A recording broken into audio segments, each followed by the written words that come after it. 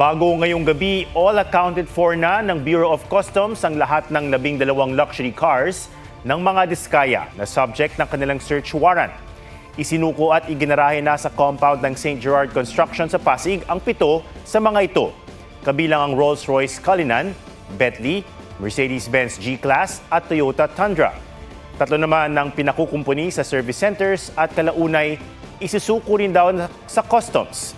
Sisiyasatin ng customs ang importation records sa mga sasakyan na bantay sarado na nila at ng Philippine Coast Guard. Bago na kumpleto ang pag-account sa mga sasakyan ng mga diskaya, 2 lang sa mga ito ang nadatnan kanina ng customs. Sabi naman ni Senator Jinggoy Estrada, marami pa ang mga sasakyan ng mga diskaya. May report si June Veneracion. Mala showroom ng luxury cars ang garahe ng mga diskaya sa Pasig nang puntahan noong Oktubre ng GMA Integrated News. 2 Lincoln Navigator, Rolls-Royce Cullinan, Bentley, GMC Yukon, Toyota Tundra at Maybach. Sa Senate Blue Ribbon Committee kahapon, inamin ni Sara Diskaya na 28 luxury cars ang nakapangalan sa kanilang pamilya.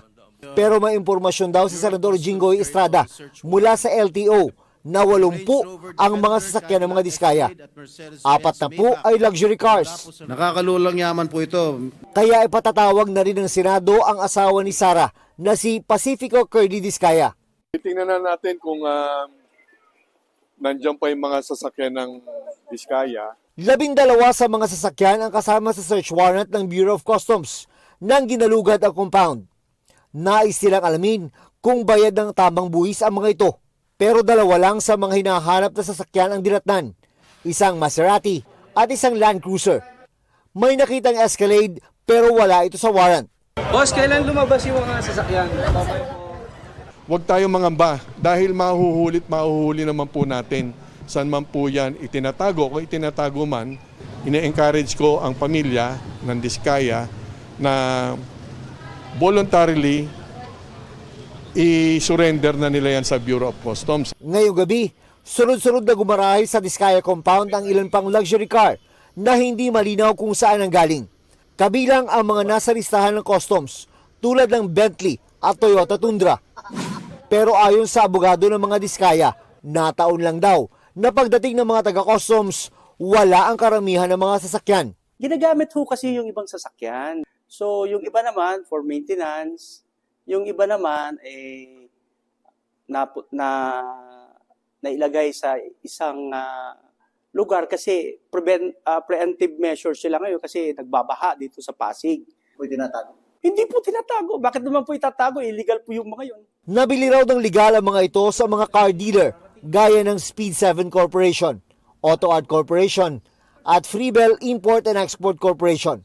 Wala naman ho nagbabawal na bumili ka ng ganitong sasakyan na mamahalin. Wala po. At ang sinasabi nyo, nabili yun sa pamamagitan ng malinis na pera.